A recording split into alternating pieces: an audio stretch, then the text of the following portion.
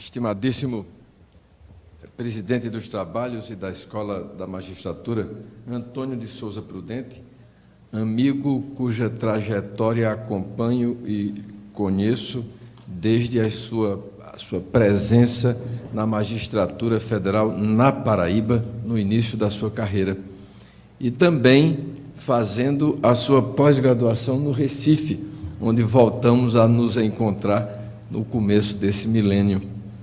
Professor Nabor Bulhões, que delícia lhe ouvir. Eu sempre gosto do trocadilho do seu nome, borbulhões, né? Brota com uma facilidade a fonte do saber, as palavras que clareiam, que é uma maravilha. Doutor Cássio esteve aqui na sua primeira manifestação, realizando a memória da ação, né? Na sua fala, ele registrava a situação da crise decorrente da imigração de venezuelanos entrando no Brasil a partir de Roraima e exibia dados e imagens. Ele, portanto, fazia esse registro da memória da ação. Já o doutor Nabor Bulhões permitiu-nos ver a ação da memória, onde ele conseguiu resgatar da memória, das lutas, na construção dos institutos jurídicos, o que vivenciaram os ingleses, influenciando franceses e americanos, e ainda hoje nos inspiram a fazermos nós. E essa celebração que a Escola da Magistratura realiza é precisamente para identificar quanto das possibilidades do Constituinte em 5 de outubro de 88 se converteram em realidade. E quem transforma a realidade no que ela é? Somos todos os intérpretes da Constituição. Grandes contribuições que os teóricos alemães nos permitem trazer é que a expressão formal da vontade da Constituição é feita pelas Cortes, particularmente pela Suprema Corte. Mas cada um de nós interpreta a Constituição.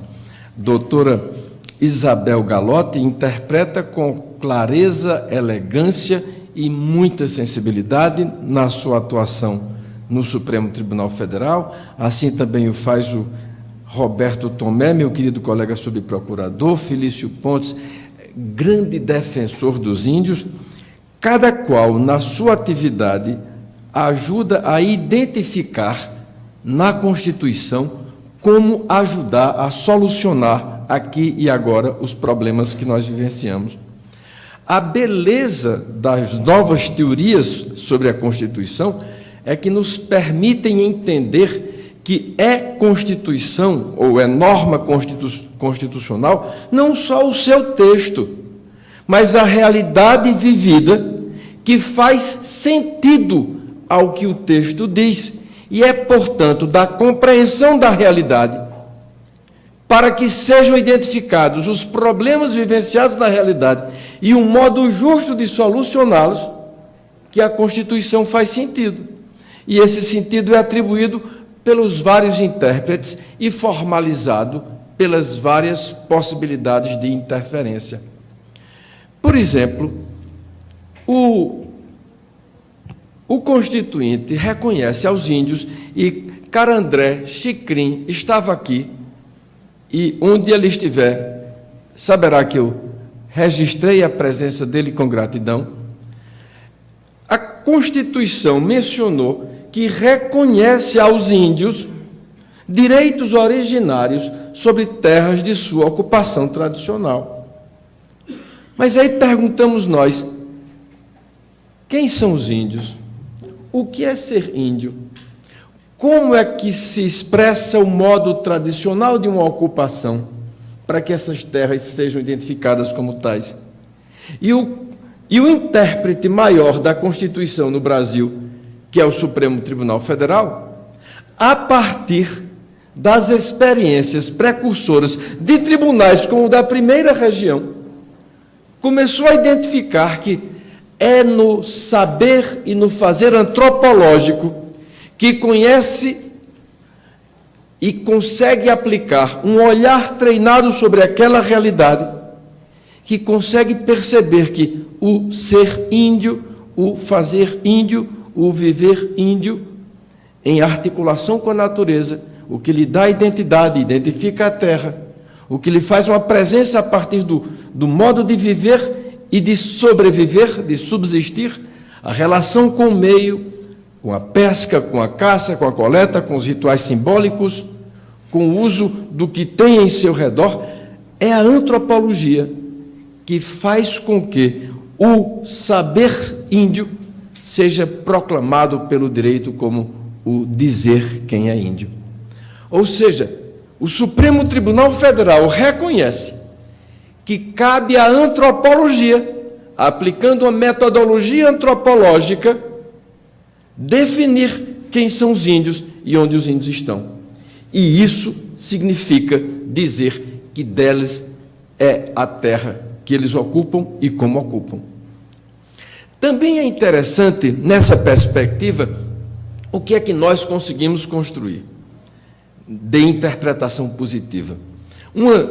Só para a volta ao tema da questão indigenista, o professor Nabor Bulhões sabe que é o cotidiano do jurista constitucional dizer que uma nova Constituição substitui inteiramente uma ordem constitucional anterior. Tivemos apenas a Constituição republicana que reconhecia que algumas normas eram materialmente constitucionais e outras não eram materialmente constitucionais. Mas, exceto essas, nós adotamos a ideia de que as normas constitucionais são todas dotadas dessa igualdade e substituem uma ordem constitucional anterior. Mas algo que tem desafiado todos nós é compreender como ele fez aqui referência. Ele foi resgatar entre os ingleses a Carta Magna de 1215, que serviu de base para outras cartas magnas que se sucederam e para outros instrumentos jurídicos que se sucederam e foram trazidos à influência de todas as constituições nas democracias no mundo. Esse tema, por exemplo, dos direitos dos índios, frequenta as nossas constituições desde 1934. A Constituição de 34, por assim dizer, constitucionalizou uma lei de terras dos índios de 1928, que, por outro lado, já repetia o que tinha na lei de terras e respeitava o que estava no Alvará Régio de 1650, dizendo com isso que o direito dos índios antecede a proclamação constitucional. E a sua proteção constitucional vem de 1934. Ou seja, a ideia de um marco constitucional de 5 de outubro para dizer que, se não estiver ali, não é terra do índio, não dialoga com a jurisprudência do Supremo Tribunal Federal. E nisso o Supremo Tribunal Federal afirma, não só para os índios, mas para a União. Doutor Nabor, nós tivemos a oportunidade de dialogar com organismos governamentais para dizer o seguinte: o valor absurdo da dilapidação do patrimônio público, que foi documentado pela Lava Jato, que supera os 8 bilhões, é muito inferior ao valor que seria dilapidado da União, tirando terras dos índios que pertencem à União Federal. Só nas ações civis ordinárias decididas o ano passado, no dia 16 de agosto, pelo Supremo Tribunal Federal, em que o Estado do Mato Grosso queria uma indenização de todo o Parque do Xingu, cabem lá muitas lava-jatos juntas. Muitas lava-jatos juntas. E o que é interessante? Quando você visita o norte do Brasil, especialmente, este é o tribunal da primeira região, é o tribunal da proteção dos índios do Brasil. Quando você visita, você não só protege as terras dos índios, mas você protege as florestas, você protege o presente e você assegura o futuro. A atuação deste tribunal em defesa dos índios é a atuação deste tribunal em defesa do meio ambiente, em defesa do nosso futuro. Essa dimensão da atuação em defesa dos índios, que são os primeiros, são um teste para a democracia. Porque uma democracia não é só um governo que respeita a vontade das maiorias, mas um governo que respeita os direitos das minorias e não as suprime, não as aniquila, mas que aprende a dialogar com essa diversidade.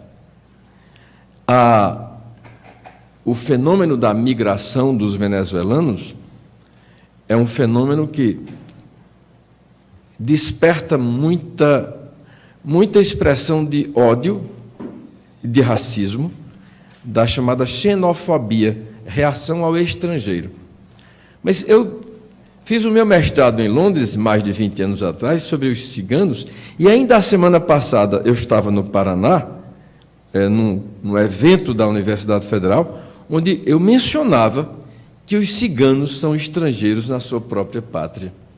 Porque muitos são indocumentados, muitos não têm um lugar reconhecido para morar, não têm acesso à educação, são sempre tangidos e colocados como sendo de fora, em razão da sua maneira de ser e de viver, que asseguram um nomadismo, quando vão em busca de outros grupos humanos, como nichos econômicos, para a apresentação dos seus serviços, dos seus produtos e de realização da troca. Visitei, e foi muito interessante essa experiência. Tive a alegria de ser recebido pela colega Paula Tá, procuradora-chefe em Curitiba, e pelo colega João Vicente, procurador cidadão, porque à noite eu ia ter uma palestra sobre os ciganos. Então, eu os convidei para irem se encontrar comigo no aeroporto, e de lá fomos tomar um café da manhã no acampamento cigano, que nunca tinha sido visto pelos colegas de Curitiba. E viram crianças como Bianca, linda, com os dedozinhos cheios de anéis, mas que, por isso mesmo, quando chegava na escola, gerava da escola, da professora, uma reação, porque ela exibia sua identidade diferente no seu modo de ser, de se vestir, de se portar. Como temos a aprender com os ciganos, que aprendem a cada dia a ganhar o seu dia, que aprendem a força da solidariedade, que aprendem a riqueza da simplicidade e de não depender dos bens materiais, que relacionam-se com os outros e aprendem a confiar uns nos outros para viverem juntos. Temos tanto a aprender com esses diferentes, e é isso que essa nossa Constituição nos ensina, e é isso que este tribunal nos revela nos seus julgados, a aprender na diversidade. Eu selecionei alguns poucos casos, e essa minha fala é mais uma fala para registrar as minhas homenagens. A coragem desse tribunal, a grandeza desse tribunal. Esse é um tribunal fruto da democracia. Esse tribunal foi criado pela Constituição. Foi instalado em março de 89, fará 30 anos em março, filho da democracia esse tribunal. 5 tribunais regionais federais. Eu fui o diretor-geral do Tribunal da 5ª Região. Aqui estava o desembargador Carlos Alberto Vieira, acho que é esse é esse mesmo o nome dele. Do STJ, quem coordenava toda essa equipe era o ministro Washington Bolívar de Brito, que figura extraordinária. Na 5ª Região era o doutor Ridalvo Costa, o fundador do tribunal. Referência para nós que somos do Nordeste, ele que é norte-riograndense, mas encantou-se pela Paraíba e tornou a Paraíba o canto dele, para nosso encanto, e permanece conosco até lá, iluminando a todos na grandeza de sua sempre jovem e renovada vitalidade com os seus 80 anos. A Justiça Federal é a justiça dos direitos humanos. E é uma imensa responsabilidade, doutora Isabel, Vossa Excelência, que é ministra do Tribunal da Cidadania, é que, em razão da grave violação acontecida no sistema prisional Carandiru, em São Paulo, onde 111 pessoas foram mortas, doutor Nabor. Das 111 pessoas mortas, 88 eram presos provisórios. Não eram para estar numa penitenciária. Eram para estar em cadeia pública. Estavam numa penitenciária. Foram assassinados, a linha média de tiro não passava de 1 metro de altura. Aliás, a linha máxima. Os tiros foram disparados de 1 metro para baixo. As pessoas estavam deitadas no chão. Foram executadas sumariamente. A investigação que a Polícia de São Paulo fez a operação foi perfeita. A Polícia Civil investigou, não encontrou culpados. A Assembleia Legislativa investigou, não encontrou culpados. 8 comissões de investigação, ninguém encontrou culpados. Precisou a Comissão Interamericana de Direitos Humanos realizar a sua própria investigação e dizer: o Estado brasileiro é culpado de permitir que isso aconteça. E de permitir que o governo federal, ou o Estado federal, não tenha um mecanismo que faça com que ele possa ser responsabilizado. Foi aí que tivemos a Emenda Constitucional 45, que realizou alguma reforma no Judiciário e criou o Instituto do Deslocamento de Competência, fazendo com que, havendo grave violação de direitos humanos, e havendo uma falta de vontade ou de capacidade de órgãos locais, Polícia, Ministério Público ou Justiça Estadual, o caso ser deslocado para a Justiça Federal. Isso por um pronunciamento do Superior Tribunal de Justiça, respondendo a uma manifestação da Procuradoria-Geral da República. Isso traz, portanto, doutor Antônio Souza Prudente, uma imensa responsabilidade para a Justiça Federal. Para a Justiça Federal, para a Polícia Federal e para o Ministério Público Federal, que é a responsabilidade de conhecer, investigar, processar e punir pelas graves violações de direitos humanos praticadas pelas pessoas. Essa Justiça Federal é tida, portanto, como a Justiça dos Direitos Humanos. Mas ser a Justiça dos Direitos Humanos, num sistema federativo como o nosso, não é trazer tudo para si, mas fazer com que os outros possam perceber como podemos todos ser defensores de direitos humanos. E nesse sentido, é muito emblemático e até metafórico que esta mesa esteja no centro a magistratura, a advocacia e o Ministério Público. São duas funções essenciais, a justiça e a justiça, que tem que ser justa. Num determinado pronunciamento no Supremo Tribunal Federal, eu mencionei a importância de nós termos essa abertura magnificamente mencionada pelo doutor Nabor Bulhões sobre esse diálogo do direito constitucional com o direito internacional dos direitos humanos. Por que isso? Porque o direito internacional dos direitos humanos procura estabelecer parâmetros mínimos, piso de reconhecimento de dimensões da dignidade da pessoa humana. O Estado pode ter níveis mais elevados, mas o que está nos tratados de direitos humanos é o piso, é o básico, é o menor parâmetro admitido. Por isso é que o Supremo Tribunal Federal diz duas coisas importantes. Primeiro, em tema de direitos humanos, a Constituição se interpreta à luz dos tratados de direitos humanos, que é uma inversão. Para o professor de direito constitucional, isso seria dizer o seguinte: a Constituição se interpreta à luz de uma lei, que nós chamaríamos no direito constitucional de um absurdo. Por que um absurdo? A lei se interpreta à luz da Constituição, a Constituição é que é a base. Mas em temas de direitos humanos, mesmo o Supremo Tribunal Federal tendo dito, O tempo voa quando a gente fala. Já se passaram os meus 20 minutos que estabeleci a mim mesmo para não cansar vocês, porque um dos direitos humanos fundamentais é o direito à alimentação. E esse está se aproximando. E quando o tempo urge, a fome ruge e devora todos nós. Mas o que é que eu quero fazer referência sobre isso? É que, estando no Supremo Tribunal Federal, eu fazia referência a algumas vezes modos empobrecidos de interpretar certos direitos que estão nas nossas leis, que não são lidas à luz da Constituição, nem à luz dos tratados de direitos humanos. E faço referência, doutor Nabor, que é um tema que lhe é muito caro, e a mim também, que é a questão do interrogatório policial. O nosso Código de Processo Penal diz assim: observar-se-á no interrogatório policial, no que couber, o que se aplica no interrogatório judicial. Ora, no interrogatório judicial, o due process of law, o devido processo legal, é mais ou menos assim.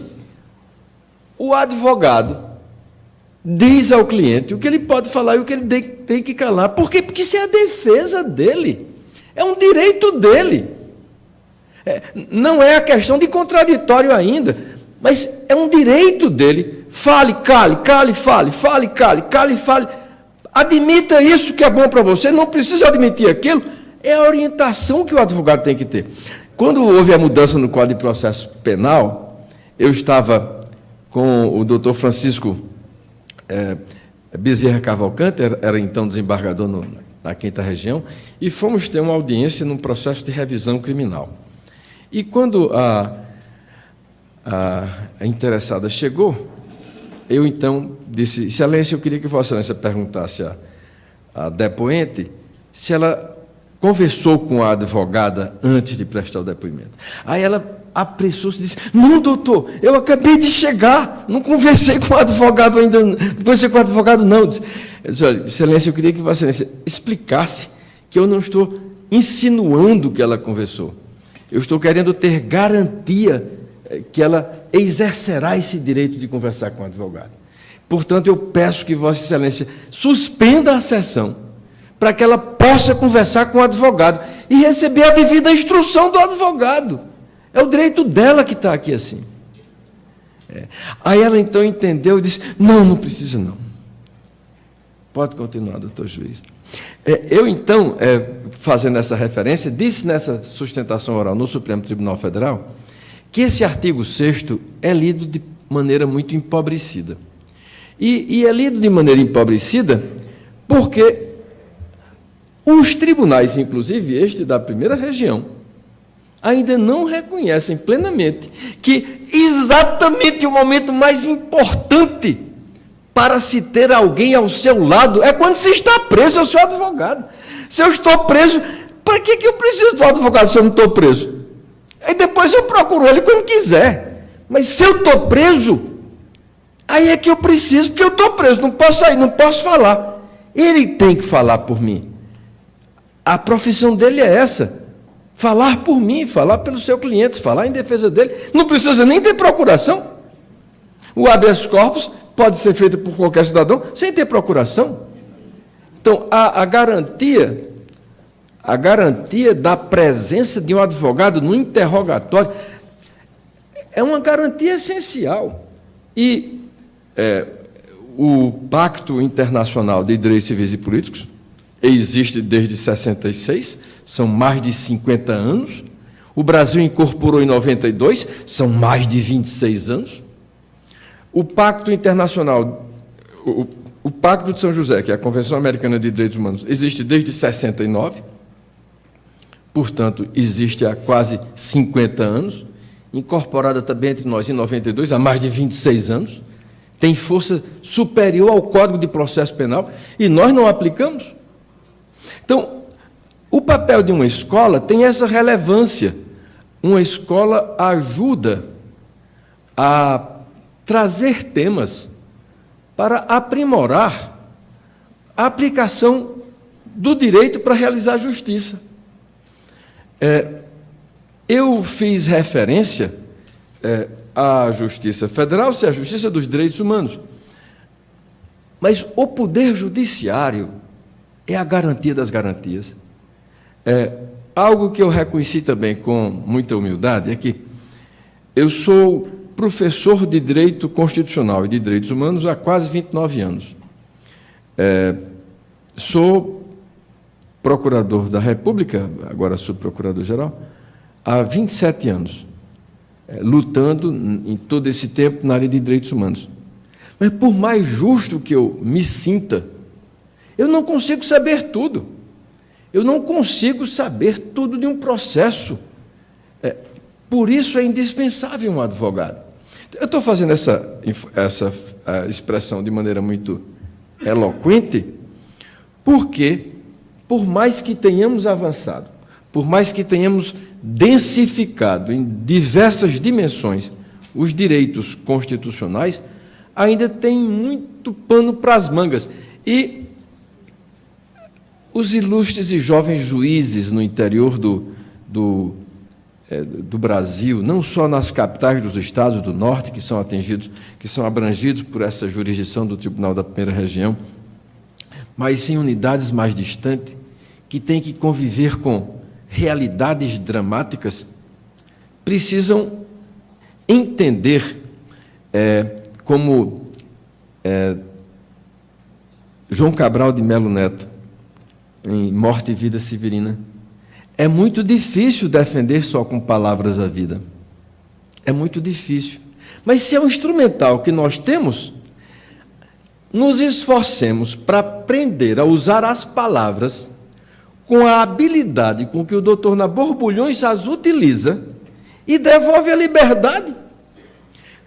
Tentemos fazer com a competência com que o doutor Felício Pontes aqui faz e devolvamos ao Chicrinha a esperança de vida, de terra e de futuro. Usemos o instrumental que temos para realizar justiça. O querido amigo Roberto Tomé aqui e Valquíria Quixadá também são dois que se agigantam nessa luta de fazer com que o direito esteja a serviço da pessoa humana e da vida, e não a pessoa humana e a vida como cobaias do direito. Essa é uma expressão. Eu sou paraibano, e Ariano Suassuna, certa vez, foi paraninfo na Faculdade de Direito do Recife, e disse uma frase que me maltratou muito, porque eu sinto que muitas vezes ela é realmente verdadeira. O grande drama do direito é que ele só é convidado a frequentar um ambiente quando dali o amor e o afeto já se despediram. Então, eu devolvo-me a esperança quando eu vejo que o doutor Nabor nunca anda sozinho, o afeto está sempre de lado. Doutor Felício só anda cheio de atenção e carinho, é amor puro. E, portanto, vendo essas figuras extraordinárias que conseguem devolver esse sentimento, na turma onde a doutora Isabel Galotti está, a turma fica numa plenitude de contentamento pela serenidade e doçura que ela traz. Ou seja, é possível ser firme, e doutora Valquíria Quixadá sabe ser firme, mas sempre ser terna, e doutora Valquíria Quixadá é sempre terna. Portanto, essa pequena mensagem é para dizer, uma homenagem a todos os juízes e juízas que construíram esse tribunal da Primeira Região, construíram as justiças federais democráticas depois de 88, são tribunais constituídos em 89, como o Superior Tribunal de Justiça, também é o Tribunal da Cidadania, o Supremo Tribunal Federal, pela grandeza de ter sido o Tribunal da Democracia, doutor Nabor Bulhões. O senhor fez um histórico relevantíssimo do processo constituinte, e eu lembrarei um aspecto relevante. Nós que gostamos de direito constitucional e de estudar a sua origem, sempre fazemos referência a esses documentos fundamentais, alguns foram, aliás, muitos aqui foram e muitíssimo bem referidos pelo Dr. Nabor Bulhões, mas tem um panfleto de um francês, um padre francês, o abade Joseph Sier, o que é o terceiro Estado. É um panfleto. O que é o terceiro Estado? Tudo. O que tem sido? Nada. O que pretende ser? Algo. Esse era o título. E o que era, na verdade, esse panfleto? Ele dizia assim, olha, ou nós temos uma Constituição, e o primeiro Estado, que é a nobreza, o segundo Estado, que é o clero, o terceiro Estado, que é o povo, são poderes constituídos. Ou nós não temos uma Constituição e está na hora de ter. Qualquer que seja a solução, é preciso convocar a nação, que é a união de todos nós, no que temos de comum e no que temos de diferente. Quando houve, então, a convocação dos chamados Estados Gerais, lá em Versalhes, inaugurados os Estados Gerais, o terceiro Estado, o povo, saiu e se reuniu em separado, e fez, imitando o Reino Unido, a Assembleia dos Comuns. Para, em seguida, quando vieram outros do primeiro Estado e também do clero, se tornaram Assembleia Nacional Constituinte. E o primeiro documento da Assembleia Nacional Constituinte, assim, foi a Declaração Universal, onde lá está mencionado que um Estado, é o artigo 16, onde os direitos não sejam garantidos e os poderes não sejam separados, não tem Constituição. Ou seja, o conceito de Constituição era necessariamente uma limitação do Estado pelo respeito aos direitos e uma limitação pela divisão das funções. Então, essa foi uma construção extraordinária, e eu sempre cito com muita emoção, sempre, o preâmbulo da Declaração. No preâmbulo da Declaração, em 1789, olha o tempo, 1789, já são 220 anos, né? 229 anos, quase 230 anos. Diz, considerando que o desconhecimento, a ignorância ou o desprezo dos direitos do homem são a causa de todas as desgraças públicas e da corrupção dos governos. Veja, desconhecer, desprezar ou desrespeitar os direitos são a causa das desgraças públicas e da corrupção dos governos. Portanto, a maioria de vocês jovens aqui é filho e filha da democracia, como esse tribunal é. A geração que lhes antecedeu lutou muito, sofreu muito. Sofreu muito. Teve gente torturada, teve gente exilada, teve gente silenciada, amordaçada, para fazer valer a pena essa Constituição. Como diz Thomas Paine, a Constituição não é só um documento solene, é o ato de um povo instituindo um governo. E um governo democrático. E qual a exigência dessa nossa Constituição?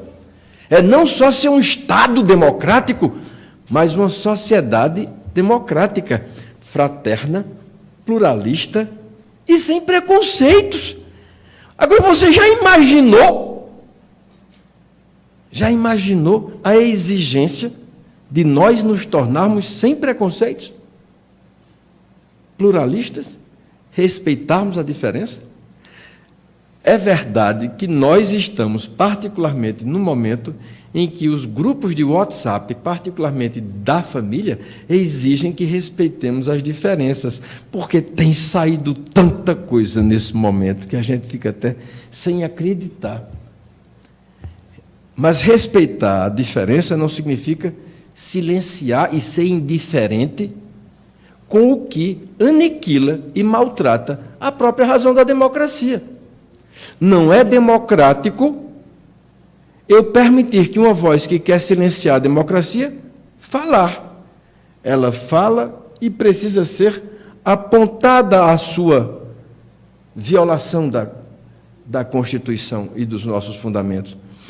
Por algo básico, é que é básico num Estado democrático de direito que eu veja o outro e seja visto na igualdade.